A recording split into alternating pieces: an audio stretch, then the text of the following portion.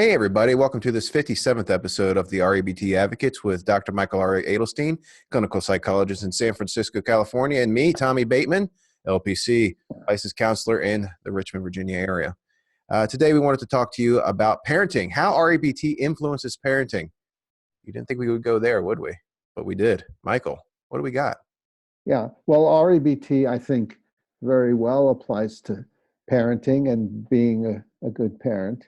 And one of the things we discuss with REBT, Rational Emotive Behavior Therapy, is the end goal, which certainly applies to parenting, which is unconditional acceptance. Whether you make mistakes as a parent, or your kids rebel against you, or criticize you, or you have a good kid, or a kid who acts well, more precisely, it's important to always conclude with accepting yourself as a parent who does things well and does things poorly and may get approval or disapproval, and unconditionally accepting your son or daughter with their problems and screw-ups. And listeners or viewers may know Tommy is a parent. So Tommy, is this something that you find useful in working with your daughter?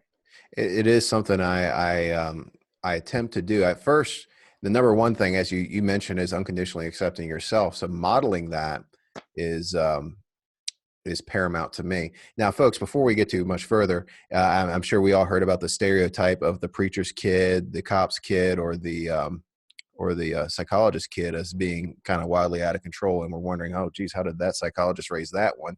We've all seen anecdotal evidence for that. We're just putting that out there. Me, when I do unconditional acceptance, it's not using this very therapeutic language while I'm doing it. It's simply just stating facts as they are, right? We all mess up from time to time. It's okay. You know, we'll get through this, that sort of thing. Not necessarily giving them a lecture on Freudian consciousness or whatever the bull, you know?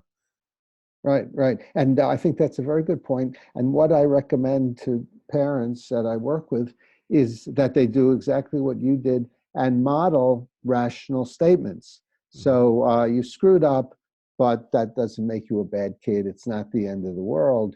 Or you can even use yourself. I screwed up, and that doesn't make me a bad person, or it doesn't mean that I'm going to be miserable forever. So the more you can state those statements rationally, even when your children are very young, the more they're likely to start internalizing them. Yeah. So that's a good point. So let's say the kid does something that's not good. Let's say objectively, because I'm an objective person, pretty bad, right? What do you do, Michael? What's your opinion on that?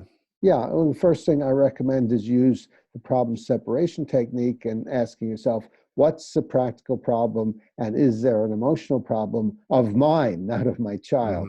So am I upset about my child screwing up, or am I angry, or am I feeling insecure or guilty? So those would be some emotional problems. And then you'd look for your demands, your musts, shoulds, awfuls, terribles, can't stand it, and question, challenge, and contradict those. And we have many episodes on how to do that.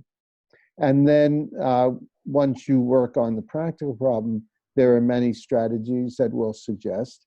And one is communication, having good communication. And one of the main ways to lay the groundwork is by giving your child or children copious positive feedback whenever you can, whenever they act well or say intelligent things or even humorous things, give them positive feedback to lay the groundwork. Then they're more likely to listen to any advice or suggestions you have. Anytime where you suggest getting sterning on, hey, that wasn't right, cut that out, that sort of thing. Yeah. And there are various strategies, and everything we're suggesting doesn't necessarily work with every child. So know your child, and you can experiment with different things. Just like you showed, you can be stern or be more relaxed, and you could see what your child is more likely to listen to and respond to. So it's really a trial and error experimental type of thing as you work with your children. Yeah, and that's kind of one of the things I was trying to allude to earlier. You always wondered if that psychologist kid is always treating their kid as a client themselves and having that unconditional positive regard and having this nice therapist voice straight from NPR in order to get across the point that, young one, you are good as you are, and blah blah blah. And of course the kid's going to go off the rails and end up in a jail. Seen it, worked in a jail. Right. So that's not what I'm suggesting. I'm still being a real human being. However, let's bring in these REBT principles to what we're talking about here, right? Yeah. Now, I'm not clear what you said there, Tommy. Can't you be a real human being and have unconditional acceptance and speak nicely to your child and those kinds of things? You're calling me out. So, yes, yes. What I meant is putting on the air of the NPR person. So putting on air. So let's be more accurate then. Yeah, Yeah. yeah, yeah. Be yourself, but try to have a self and other accepting self Mm-hmm. rather than an angry self. Another thing, in as the other side of the coin of giving a lot of positive feedback. By the way, this is good with other people you are in contact with your spouse, with your coworkers, with store clerks, wherever you are. Giving positive feedback is always nice. People like that, and avoiding a lot of criticism. So it's useful to be positive and not avoid criticism. And one of the ways to avoid criticism is always speak about the future, what you'd like your child to do in the future, rather than criticize the past. Mm-hmm. So if your child gets up late and goes to and arrives at school late, rather than criticizing that, you got up late, you shouldn't get up late. Look what happened to you. But talk about the future, such as tomorrow, what can you do to be more likely to get up on time? Mm-hmm. So there's really usually no need to harp on the past, but just come up with some suggestions for the future. One of the things I like to do, what I have done with inmates and children alike, I used to work with children, and sure enough, schools and jails, kind of operate very similarly. I have used the similar tactics in both elementary school, high school, and jails. Go figure. But one of the things that really work is when someone's doing something that you'd rather them not do. I simply tell them as if you do this, this is what I am required to do, or this is what I am going to do. I've used this with my own child. If this happens, this is what I, as a parent, am going to be doing. Works pretty well. So that way everybody knows the rules and everybody knows the boundaries, and it's pretty clear cut. So that's a good practical solution to negative behaviors. Right, right. And that's one way to approach it. There's no right way for everyone, for every parent, every child. Another way to approach the same thing is by collaboratively coming up with what I'm going to do. So you would explain the disadvantages of the particular behavior. What are the disadvantages to getting up late and getting to school late, and you're behind on work, and then you don't do as well, and then you feel uncomfortable in school, you enjoy it less, those kinds of things. So you can talk about the disadvantages. And if your child agrees, these are some of the disadvantages, then one way to approach it is by saying, well, what can we do to help you be less likely to get up late and more likely to get up on time?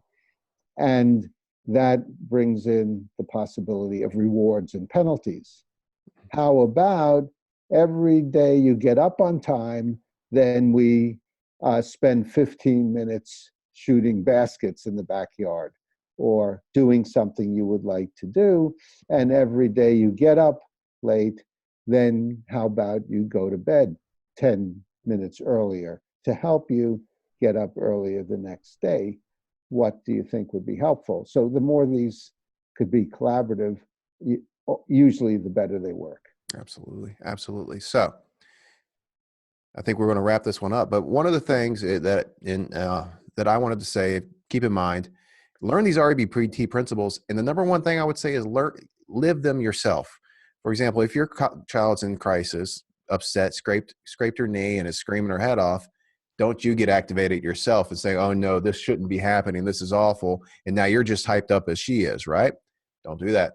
It's be better to keep yourself calm as an example, and while you're calm, you can handle the practical problem as well. So that's my number one thing. Get yourself familiarized with it and live it, and you'll be an example for the child. And that's REBT parenting in a nutshell. Okay, very good. And I have a couple of wrapping up comments. And one is, the more you can use semantic precision Mm-hmm. and semantic accuracy with your child, the better. And some obvious ones are, rather than saying, Tommy's bullying hurt you, you would say, you felt hurt yourself about Tommy's bullying. Or you're stressed because you hurt your knee, you stressed yourself about hurting your knee. So reinforcing the idea that it's always your thinking that causes these emotions, not the situation itself. And that's And then the giving your last, child a great power. So absolutely. exactly right. They have the power over their thinking and emotions, not the situation. And the last thing I want to mention is a good book I would recommend on this is by Albert Ellis. It's called How to Raise an Emotionally Happy, Healthy Child. And he has lots of good ideas in here about child rearing. Okay, well, thank you very much, Tommy.